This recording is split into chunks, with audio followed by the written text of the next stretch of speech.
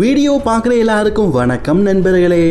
Monday நைட்ரா அப்படிங்கிற பேருக்கு ஏற்ற மாதிரி நேற்றைக்கு நைட்டு 12:30 மணிக்கு பார்த்தீங்கன்னா மண்டே நைட்ரா இந்தியாவில் டெலிகாஸ்ட் ஆச்சு.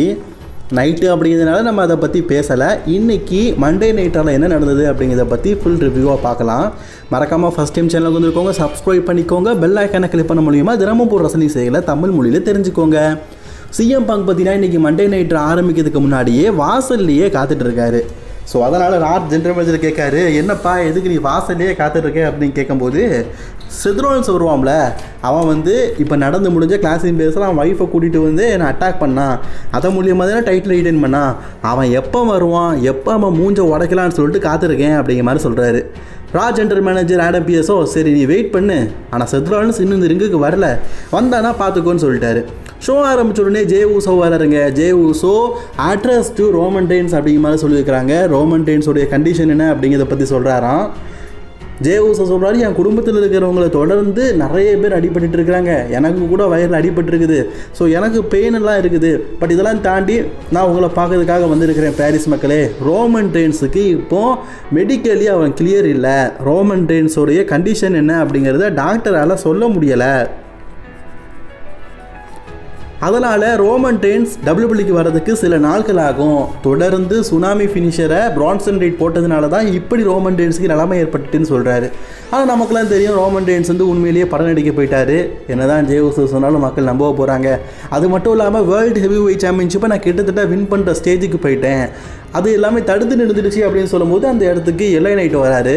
என்னப்பா வேர்ல்டு ஹெவி வெயிட் சாம்பியன்ஷிப்பை கிட்டத்தட்ட நீ வெளில பண்ணுறப்பன்னு சொல்கிற, எம்எஃப்டி போட்டு நான் கிட்டத்தட்ட மேட்சை முடிச்சிருப்பேன், பட் ஆனால் கமெண்ட்ரி டேபிள் கிட்ட செத்ரோன்ஸை அட்டாக் பண்ணதுனால என்னால் எழும்ப முடியல, ஸோ அதனால தான் நான் தோற்றுப்பேன், என்னப்பா நீயும் தோத்துட்டு நானும் தோத்துட்டோம், மறுபடியும் எனக்கு வாய்ப்பு வேணும், இதில் நீ தலையிடாத அப்படின்னு சொல்லும்போது பிரான்சன் ரீட் மற்றும் பிரான் பிரேக்கர் அந்த இடத்துக்கு வந்துட்டாங்க. பால் ஹேமனை ரோமன் ரெயின்ஸ் அட்டாக் பண்ணதுனால பால் ஹேமனால் இந்த இடத்துக்கு வர முடியலை. பால் ஹேமன் சில தினங்களுக்கு இந்த ரெஸ்லிங் கம்பெனிக்கு வரமாட்டார். அது மட்டும் இல்லாமல் பால் ஹேமன் மாதிரியே ரோமன் ரெயின்ஸும் வரமாட்டான். அதுக்கு காரணம் நாங்கள் ரோமன் ரெயின்ஸை அந்த அளவுக்கு பயங்கரமாக அட்டாக் பண்ணியிருக்கிறோம், ஸ்பியர் போட்டிருக்கோம், சுனாமி போட்டிருக்கோம், அவன் கெரியரையே நாங்கள் முடிக்கிற அளவுக்கு கொண்டு வந்துட்டோம். ஜே நீ எங்ககிட்ட சண்டை போடாத, சண்டை போட்டனா இதே நிலைமை தான் உனக்கும், அதனால் கொஞ்சம் பார்த்து இருந்துக்க, அண்ட் எங்ககிட்ட மோதாத அப்படிங்கிற மாதிரி வார்னிங் கொடுக்காரு.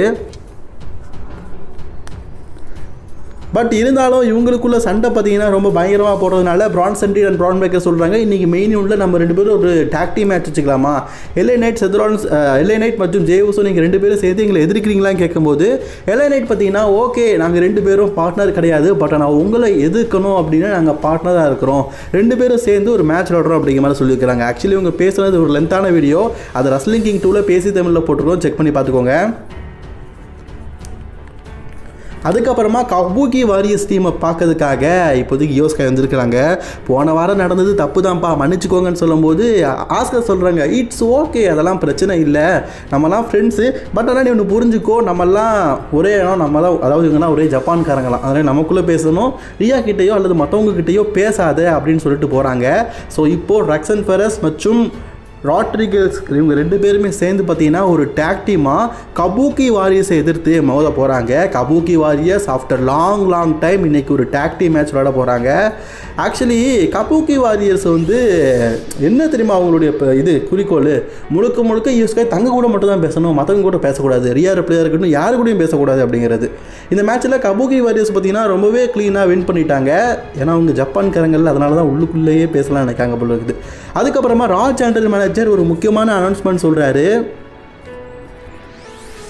அதாவது டபிள்யூடபிள்யூ வேர்ல்டு ஹெவி வெயிட் சாம்பியன்ஷிப்பை நியோமி பிரெக்னெண்ட்டாக இருக்கிறதுனால அவங்களுடைய ஹெவி வெயிட் சாம்பியன்ஷிப்பை வெக்கேட் பண்ணிட்டு போயிட்டாங்கல்ல, அந்த வேர்ல்டு ஹெவி வெயிட் சாம்பியன்ஷிப்புக்கான டோர்னமெண்ட்டை இதுக்கப்புறமா நடத்த போகிறாங்களாம். அது டோர்னமெண்ட்டில் அவங்க அது ஆக்சுவலி டபிள்யூடபிள்யூ இந்த டோர்னமெண்ட்டை அவங்களே முடிவு பண்ணிட்டாங்களாம், ஃபைனல் யார் அப்படிங்கிறத.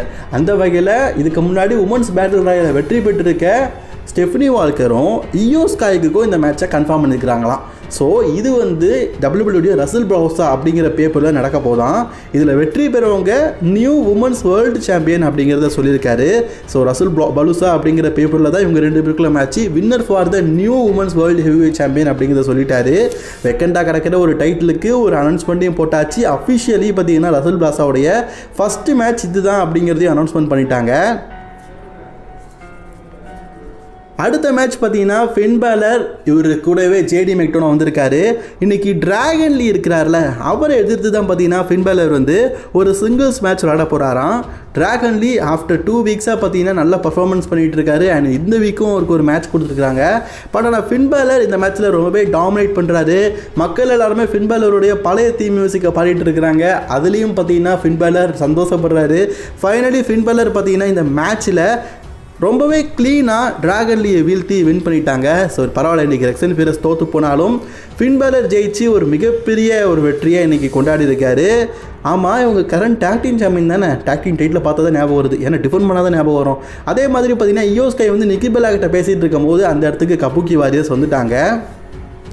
நான் தான் அவங்க என்ன யார்கிட்டையும் பேசக்கூடாதுன்னு சொன்னோம்ல, எதுக்கு அவள்கிட்டலாம் பேசிகிட்டு இருக்கேன், இப்படிலாம் பேசினா தப்பு அப்படிங்கிற மாதிரி சொல்லிட்டு இருக்காங்க. அதாவது நான் தான் சொன்னோம்ல, ரியா ரிப்ளை கூட மட்டும் யோஸ்காய் பேசுனா தப்பு இல்லை, யாரு கூடயும் பேசக்கூடாதான், அவங்க கூட மட்டும் தான் பேசணுமா, ஜப்பான்காரங்க மட்டும்கிட்ட தான் பேசணுமா. அதுதான் ஆஸ்கா வந்து விரும்புகிறாங்களாம். ஸோ இப்போ கேரிசேன்னு அதான் சொல்கிறாங்க, அவன் நன்மைக்கு தான் பேசுகிறா, நீ கொஞ்சம் புரிஞ்சுக்கோ, மற்றபடி அவன் நல்லவ தான் அப்படிங்கிறத கேரிசேன் சொல்கிறாங்க. பேசாமல் யோஸ்காய் இவங்களை விட்டுட்டு போகிறது தான் நல்லதுன்னு நினைக்கிறேன்.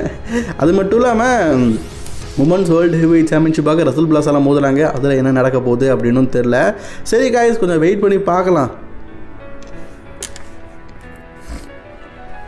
அடுத்தது இந்த நியூ டே அண்ட் கிரேசன் வாலர், இவங்க 2 பேருமே சேர்ந்து பார்த்தீங்கன்னா ஒரு டீமாக வந்து சேர்ந்துருக்கிறாங்க. அதாவது நியூ டே அண்ட் கிரேசன் வாலர் இப்போ 3 பேர் ஆகிட்டாங்களா. இவங்க 3 பேரும் சேர்ந்து பார்த்தீங்கன்னா இன்றைக்கி ஒரு டாக் டீம் மேட்ச் விளையாட போகிறாங்க. அதுக்கு முன்னாடி பேக் ஸ்டேஜில் டாமினிக் மிஸ்டீரியோ அவருடைய இன்டர் கான்டினென்டல் சாம்பியன்ஷிப்பை இன்றைக்கி டிஃபெண்ட் பண்ண போகிறாரு. ஸோ அப்போ அவர் வந்து ஃபின் பேலருடைய வெற்றியை பற்றி போயிட்டு இருக்கும்போது அந்த இடத்துக்கு ராஜ் அண்டர் மேனேஜர் சொல்கிறாரு, நான் பாரு ஃபின்னு, நீ வின் பண்ணிட்டல, இன்றைக்கி டாமினிக் மிஸ்டீரியோடைய இன்டர் கான்டினென்டல் சாம்பியன்ஷிப்பில் நீங்கள் தலையிட வேண்டாம், இந்த இன்டர் கான்டினென்டல் சாம்பியன்ஷிப் மேட்சை வந்து ஒரு சிங்கிள்ஸ் மேட்சாக நடக்குது, உங்களை ரிங் சைடு பேன் பண்ணுறேன்னு சொல்கிறாரு. ஆக்சுவலி இதை நினச்சி ஃபின் பேலர் சிரிக்க தான் செய்கிறாரு. ஏன்னா அவன் தோக்கட்டு அப்படிங்கிற எண்ணம் பார்த்தீங்கன்னா ஃபின் பேலருடைய மனசில் இருக்குது. அதனால் அவன் போட்டா அப்படின்னு சொல்லிட்டு சிரிக்க தான் செய்கிறாரு ஃபின் பேலரு. இன்றைக்கி என்ன செய்ய போகிறார் அப்படின்னு தெரியல. ஏஜே ஸ்டைலுக்கு எங்கேஸ்டாக இன்டர் கான்டினென்டல் சாம்பியன்ஷிப்பை வேறு டிஃபென்ஸ் செய்ய போகிறாரு. ஆக்சுவலி இந்த மேட்சை மெயின் ஈவெண்ட் சொல்லியிருந்தாங்க, ஆனால் இப்போ அஃபிஷியலி மெயின் ஈவெண்ட் இல்லைன்னு சொல்லிட்டாங்க. அப்போவே எனக்கு புரிஞ்சிருச்சு மெயின் ஈவெண்ட் இல்லாமல் இருந்தாலே ஏதாவது ஒன்று பண்ண போகிறீங்கன்னு. அதுக்கப்புறம் இந்த எக்ஸேவியரோட நியூ டேக்குள்ளே ஒரு மேட்ச் இருக்குன்னு சொன்னோம்ல, அவங்க யார் கூட மோத போகிறாங்கன்னு கேட்டிங்கன்னா பெண்டா அண்ட் வார் ரைடர்ஸ் கூட தான். பெண்டா வார் ரைடர்ஸ் இவங்க 3 பேரும் சேர்ந்து இன்றைக்கி பங்கமாக பார்த்தீங்கன்னா நியூ டேவை துவச்சி கட்டிட்டாங்க. மேட்ச் ரொம்பவே விறுவிறுப்பாக போச்சு. அண்ட் ஃபைனலி இந்த மேட்ச்சில் யார் வெற்றி பெற்றா அப்படின்னு கேட்டிங்கன்னா பெண்டா அண்ட் வார் ரைடர்ஸ் இவங்க 2 பேரும் சேர்ந்து 2 டீமும் சேர்ந்து மேட்ச்சில் வின் பண்ணிட்டாங்க. ஒரு நல்ல காம்பினேஷன், நல்லா இருக்குது இல்லை. ஸோ ஃபைனலி வின் பண்ணிட்டாங்க. சரி, நியூ டே தோற்று போனாலும் அடுத்த வாரம் வெயிட் பண்ணி பார்க்கலாம். மேபி நெக்ஸ்ட் வீக் நியூ டேயில் இருக்க ஒருத்தருக்கும் பெண்டாக்கும் ஒரு சிங்கிள்ஸ் மேட்ச் நடக்கலாம். அடுத்து ரியா ரிப்ளை கிட்ட பேசுறதுக்காக வராங்க. இப்போ ஒரு பெரிய பிரச்சனை போயிட்டு இருக்குது. இயோ ஸ்காயை வந்து கபூக்கி வாரியர்ஸ் வந்து கண்ட்ரோல் பண்ணுறாங்க அப்படின்னு பேசிட்டு இருக்கும்போது கபூக்கி வாரியர்ஸ் அந்த இடத்துக்கு வராங்க. நான் பாரு, யோஸ்காய் வந்து இதுக்கப்புறம் அவன் ஃப்ரெண்டெல்லாம் கிடையாது, அவள் எங்ககிட்ட மட்டும் தான் பேசுவா, உங்ககிட்டலாம் பேச மாட்டா, நீ அவகிட்ட பேசணும்னு சொல்லிட்டு முயற்சி பண்ணுறதுலாம் விட்டுத்தள்ளு. அப்போ உமன்ஸ் ஹெவிவெயிட் சாம்பியன் ஆக போகிறோம், நாங்கள் வந்து டாக் டீம் சாம்பியன் ஆக போகிறோம், எங்கள் கிட்டே நாங்கள் பார்த்துக்க போகிறோம், நீ தயவு செஞ்சு இதுக்கு குறுக்கால வந்து எங்களை கெடுக்காத அப்படிங்கிற மாதிரி கபூக்கி வாரியர் சொல்கிறாங்க. இதை கேட்டு மாமி ரியா ரிப்ளை செம கடுப்பாக வராங்க. அவள் என்னோட ஃப்ரெண்டுடா, உங்கள் ஃப்ரெண்டுன்னு சொல்லிட்டு இருக்கீங்களே சொல்லிட்டு கோவப்படுறாங்க போல இருக்குது. அதுக்கப்புறமா இன்டர் கான்டினென்டல் சாம்பியன்ஷிப் ஆரம்பிக்குதுங்க. இன்டர் கான்டினென்டல் சாம்பியன்ஷிப்புக்காக நம்ம AJ Styles versus Dominik Mysterio, இந்த மேட்ச் நான் ஆல்ரெடி மெயின் ஈவெண்ட்டாக நடக்கும் அப்படிங்கிற மாதிரி எதிர்பார்த்தேன். நான் டபிள்யூ பார்த்தீங்கன்னா இதை மெயின் ஈவெண்ட்டாக கன்ஃபார்ம் பண்ணலை. அது ஏன் அப்படிங்கிறது எனக்கு தெரிஞ்சிருச்சு. ஆக்சுவலி ஏஜே ஸ்டைலுக்கு பயங்கர ஃபேன்ஸுங்க பாரிஸில். என்ன ஒரு பாட்டு, செம்ம பாட்டில் பயங்கரமாக பார்த்தீங்கன்னா ஃபேன்ஸ் எல்லாம் கொண்டாடுறாங்க ஏஜே ஸ்டைலை. இந்த மேட்ச்சில் என்னாச்சு தெரியுமா, ஏஜே ஸ்டைல் கிட்டத்தட்ட டாமினிக் மிஸ்டீரியோ வீழ்த்தி இன்டர் கான்டினென்டல் சாம்பியன்ஷிப்பை வின் பண்ணலாம் அப்படிங்கிற ஸ்டேஜுக்கு போயிட்டார். ஆனால் அந்த இடத்துக்கு எல் கிராண்டோ அமெரிக்கானா இருக்கார்ல, அவர் வந்து ஏஜே ஸ்டைலோடைய காலை ஒடிச்சு கீழே தள்ளி விட்டுட்டாரு. இந்த வாய்ப்பை பயன்படுத்திக்கிட்டு டாமினிக் மிஸ்டீரியோ ரொம்பவே க்ளீனாக பார்த்தீங்கன்னா ஏஜே ஸ்டைலை வீழ்த்தி இந்த மேட்ச்சில் வின் பண்ணிட்டாரு. எல் கிராண்டோ முதல்ல உன்னை பார்த்து கோவப்பட்ட தருணம் இன்னைக்கு தாயா, எதுக்கியா இது தேவையில்லாத விஷயத்தெல்லாம் பண்ணிட்டு இருக்கிற. AJ style intercontinental champion பாரிஸில் ஆவார்னு சொல்லிட்டு பாரிஸ் மக்கள்லாம் பாரிஸ்ன்னு பாட்டெல்லாம் பண்ணாங்களையா. என்னையா எல் கிராண்டோ, என்னையா டாமினிக் மிஸ்டீரியோக்கு டபிள்யூ முட்டு கொடுக்குறாங்க தான், அதுக்குன்னு இப்படி முட்டுக்கு மேலே முட்டு கொடுத்துக்கிட்டேவா இருக்கணும், எதுக்கு இதெல்லாம் அப்படின்னு தான் எனக்கெல்லாம் தோணுது. அதுக்கப்புறமா ரெக்ஸன் ரெஸ் பார்த்தீங்கன்னா உமன்ஸ் வேர்ல்டு சாம்பியன்ஷிப்புக்காக நீங்கள் வந்து எதுக்காக வந்து இப்போ யோ ஸ்கையை தேர்ந்தெடுத்துருக்கிறீங்க, அவள் உமன்ஸ் பேட்டில் ராயல் வெற்றி பெற்றா, இவன் என்ன பண்ணா அப்படின்னு கேட்கும்போது அவங்க என்ன ஆன்சர் சொல்கிறாங்கன்னா, நியோமி கூட மோத வேண்டியது யோ ஸ்கை தான், ஏன்னா அவங்க ஆல்ரெடி சேலஞ்சராக இருந்தாங்க. ஸோ நியோமி கூட மோத முடியல அப்படிங்கிறதுனால தாங்க டேரெக்டாக நாங்கள் அவளை செலக்ட் பண்ணியிருக்கிறோம் அப்படிங்கிற ஒரு தெளிவான விளக்கத்தை ராஜ் ஜெண்டர் மேஜர் சொல்கிறாரு. அது மட்டும் இல்லாமல் அந்த இடத்துல வந்து லைரா வேலிகேரியா எனக்கும் ஒரு வாய்ப்பு வேணும் அப்படின்னு கேட்கும்போது உன் ஃப்ரெண்டு பெய்லியை நீ கூட்டிகிட்டு வா, அப்போ வேணும் நம்ம டாக்டி மேட்ச் விடலான்னு சொல்லும்போது அவன் என் ஃப்ரெண்டு இல்லை அப்படின்னு சொல்லிட்டு பெய்லியை பற்றி பேசிக்கிறாங்க. பெய்லியை பற்றி எது அட்ரஸ் கிடச்சான்னு கேட்டதுக்கு பெய்லியை பற்றி எந்த அட்ரஸும் கிடைக்கலையா. அதே மாதிரி மாமி ரியா ரிப்ளை பார்த்தீங்கன்னா சிஎம் பங்கை பார்த்து பேசிகிட்டு இருக்கிறாங்க. ஸோ நீ பார்த்துருக்கணும் செத்ரோலன்ஸோட விஷன் டீமை பற்றியும் இப்போ பெக்கிலேஜ் சேர்ந்துருக்கிறத பற்றியும். ஸோ நான் உனக்கு எப்போவுமே துணையாக இருக்குன்னு சொல்லும்போது எனக்கு துணை தேவையில்லை, எனக்கு வேறு ஒரு துணை இருக்குது அப்படிங்கிற மாதிரி சிஎம் பங்க் சொல்கிறாரு. Mami Rhea Ripley and CM Punk combination நல்லா தான் இருக்குது, பட் நான் வெயிட் பண்ணி பார்ப்போம். அதுக்கப்புறமா ராஜ் ஜெண்டர் மேனேஜர் வந்து ஒன்று சொல்கிறாரு அஃபிஷியலி ஒரு விஷயம். நான் பாரு பங்கு, அதாவது என்ன சொல்கிறேன்னா, நீ வந்து இந்த இடத்துல இருக்கிற தனியாக அவனை சிஎம் பங்குக்காக செத்ரோலன்ஸ்க்காக காத்துட்ருக்க. ஆனால் செத்ரோலன்ஸ் ஆல்ரெடி ராக்கு வந்துட்டான், அவன் எந்த வழியாக வந்தான்னு தெரில, ஆனால் அவன் வந்து பேக் ஸ்டேஜில் நான் பார்த்தேன் அப்படின்னு சொன்ன உடனே சிஎம் பங்க் சரி அவன் ஏதோ ஒரு குறுக்கோளில் வந்துட்டானா, பரவாயில்ல நான் அவனை பார்க்கறதுக்காக ரிங்குக்கே போகிறேன்னு சொல்லிட்டு ரிங்குக்கு வந்துட்டாரு. அதாவது செத்ரோலன்ஸை கால் அவுட் பண்ண போகிறாராம். ரிங்குக்கு உள்ள வந்த உடனே பார்த்தீங்கன்னா செத்ரோலன்ஸ் தான் கூப்பிடாரு. நான் பாரு நீ வேர்ல்டு ஹெவிவெயிட் சாம்பியன்ஷிப்பை உங்கள் ஒய்ஃபை சீட் பண்ண வச்சு என்னுடைய ஹெவிவெயிட் சாம்பியன்ஷிப்பை வின் பண்ணிட்டேன், இப்போ அதெல்லாம் விட்டு தள்ளி இப்போ நீ இந்த இடத்துக்கு வா, ஃபேஸ் டு ஃபேஸ் வந்து பேசலாம். மேன் டு மேன் சொல்லும்போது அவர் மேன் டு மேன் சொன்னார்ல, அதனால் மேன் பெக்கிலிஜே இந்த இடத்துக்கு வந்துட்டாங்க. பெக்கிலிஜ் வந்தோடனே சிஎம் பங்க் கேட்காரு, ஏமா நீ வந்த, நான் உன்னை எங்கம்மா கூப்பிட்டேன்னு கேட்கும்போது நீ தானடா சொன்னேன் மேன் டு மேனு, நான் தான் மேனு அப்படின்னு சொல்கிறாரு. அவர் சொன்னது செத்ரோலன்ஸை கூப்பிட்டாரு, ஆனால் வந்தது என்னமோ பெக்கிலிஜ். பெக்கிலிஜ் பார்த்தீங்கன்னா இன்னைக்கு ரோஸ்ட் டு சிஎம் பாங்கு. ஏன்னா அது என் ஹஸ்பண்ட் வந்து ஒரு தகப்பன், அவன் விஷனரி வேர்ல்ட் சாம்பியன், நீ என்னடா அப்படின்னு சொல்லிட்டு கேட்குறாங்க. ரசிகர்கள் மத்தியிலையோ பார்த்தீங்கன்னா ஏஜே ஏஜே லீ ஏஜே ஏஜே லீ அப்படின்னு சொல்லிட்டு ஏஜே லீக்கு பயங்கரமாக சப்போர்ட் பண்ணிட்டு இருக்காங்க. இதை பார்த்து பெக்கிலிஜுக்கு கோபத்தின் மேலே கோபம். ஏன்னா தாம் பேரை சொல்லுவாங்கன்னு எதிர்பார்த்தா முழுக்க முழுக்க பெக்கிலிஜோடைய பேரை சொல்லிட்டு இருக்காங்க. அதை நினச்சி கோவப்படுறாங்க. அண்ட் சிஎம் பாங்க் போகிற இடத்துல பெக்கிலிஜ் தடுத்து நிறுத்தி நீ போகக்கூடாது, என் கூட பேசு அப்படின்னு சொல்லிட்டு பேச வச்ச செகமெண்ட்லாம் பார்த்தீங்கன்னா வேறு லெவலில் இருந்தது. சிஎம் பாங்க் என்ன சொல்கிறதுனே தெரியலங்க. ஸோ அவர் வந்து சொல்கிறார், நான் செத்ரோலன்ஸ் கூட தான் பேசுவேன், செத்ரோலன்ஸை வர சொல்லு அப்படின்னு சொல்லும்போது செத்ரோலன்ஸ் வந்துட்டார். சரி அவன் அடிக்கலாம் அப்படின்னு ட்ரை பண்ணால் பெக்கிலிஜ் வந்து தடுத்து நிறுத்திட்டு இருக்கிறாங்க.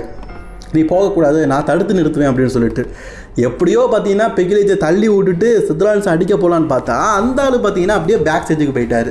என் வைஃப் பார்த்துக்குவா, நானும் அவனுக்கு தேவையில்லைன்னு சொல்லிட்டு டாட்டா காட்டிட்டு போகிறாரு.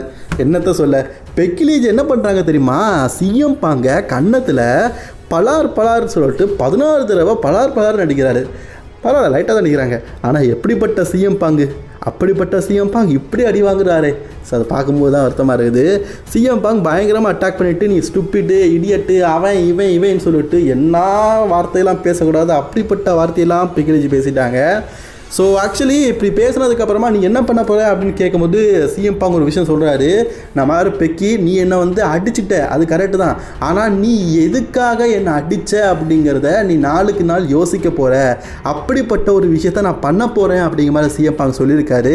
ஸோ மேபி அது வந்து ஏஜேலியோடைய ரிட்டர்ன்ஸை குறிக்கும் விதமாக கூட இருக்கலாம்னு நினைக்கிறேன். ஸோ நம்ம பெக்கிலிஜ் போகும்போது பாட்டு வேறு பாடுறாங்க, நானா நானா நானா நானா hey hey hey goodbye CM பாங்னு. பட் ஆனால் சிஎம் பாங் போகிற மாதிரி தெரில, மேபி எனக்கு தெரிஞ்சு ஏஜேலியை கூட்டிகிட்டு வராரு போல இருக்குது. அண்ட் கைஸ் நம்ம இப்போ மெயின் இவெண்ட் டைமுக்கு வந்துட்டோம். அதுக்கு முன்னாடி இந்த வாரம் நடக்க போகிற ஃப்ரைடே நைட் ஸ்மாக்டவுனுக்கு பார்த்தீங்கன்னா John Cena final appearance in Chicago அப்படின்னு சொல்லியிருக்காரு. ஜான்சனுடைய ஃபைனல் ரெஸ்லிங் கேரியர் இது. ஸோ ஃபைனலாக ஜான்சனாக வர போகிறாரு. ஸோ அதுக்கப்புறமா பார்த்தீங்கன்னா the main event Jey Uso and LA Knight vs Bronson Reed Bron பிரேக்கருக்கான அந்த டேக் டீம் மேட்ச் பார்த்தீங்கன்னா நடக்க போகுது. ஸோ ஆக்சுவலி இந்த மேட்சை ரசிகர்கள் பார்த்தீங்கன்னா பெரிதும் எதிர்பார்த்தாங்க, ஏன்னா இதில் ஏதாவது சர்ப்ரைஸ் நடக்குமான்னு. மேட்ச் ரொம்ப நல்லா தான் கொண்டு போகிறாங்க. ஃபைனலி என்னாச்சுன்னு கேட்டிங்கன்னா ஒன்றும் இல்லை, பிரான் பிரேக்கர் ஒரு ஸ்பியரை போட்டு ஜே ஊசோவை வீழ்த்தி இந்த மேட்ச்சில் வின் பண்ணிட்டார், அப்படி தான். ஸோ இந்த மேட்சோடைய வெற்றியாளர் பிரான் பிரேக்கர் மற்றும் பிரான்சன் ரீடு. வெற்றி பெற்றதுக்கப்புறமா செத்ரோலன்ஸ் சும்மாவோட நம்ம செத்ரோலன்ஸ் இல்லை இந்த டீம் வரவே இல்லை, அவர் வந்து ஜே ஊசோவை சும்மா இல்லாமல் பயங்கரமாக அட்டாக் பண்ணுறாரு. ஆக்சுவலி LA Knight பாராட்டலாங்க, ஜே ஊசோவை பிடிக்காட்டாலும் ஜே ஊசோவை காப்பாற்றுறதுக்காக வராரு. பட் அதையும் தாண்டி ஜே ஊசோவை நசுக்கி புழு மாதிரி, ஐயோ பாவங்க ஜே ஊசோவை பார்க்கவே பரிதாபமாக இருக்குது, ஒரு புழு மாதிரி 2 பேரும் சேர்ந்து நசுக்க இருக்கிறாங்க. சரி காப்பாற்றுறதுக்கு யாருமே இல்லையோ அப்படின்னு பார்க்கும்போது அந்த இடத்துல பார்த்தீங்கன்னா காப்பாற்றுறதுக்கு வந்துட்டார் அவருடைய பிரதரான ஜிம்மி ஊசோ. ஜே ஊசோவை காப்பாற்றுறதுக்கு ஜிம்மி ஊசோ அந்த இடத்துக்கு வந்திருக்காரு. ஸோ ஜிம்மி ஊசோ கையில் ஒரு சேர் எடுத்துகிட்டு வந்தனால 2 பேருமே பார்த்தீங்கன்னா பயந்து ஓடிட்டாங்க. ஃபைனலி ஜிம்மி ஊசோ பார்த்தீங்கன்னா ரா பிராண்டுக்கு வந்துட்டார். தான் தம்பியை காப்பாற்றுறதுக்கு வேறு யாரும் வராண்டாம், நான் இருக்கேன்டா அப்படின்னு சொல்லிட்டு ஒரு பிரம்மாண்டமான என்ட்ரன்ஸை பார்த்தீங்கன்னா ஜிம்மி ஊசோ கொடுக்க இன்னைக்கு ரா முடிஞ்சிருக்குது. ரா நல்லா இருந்ததுங்க. உங்களோட ரேட்டிங்கை கமெண்ட் பாக்ஸில் கமெண்ட் பண்ணிக்கோங்க. அண்ட் மோர் வீடியோஸ் பார்க்கறதுக்கு subscribe to wrestling king Tamil.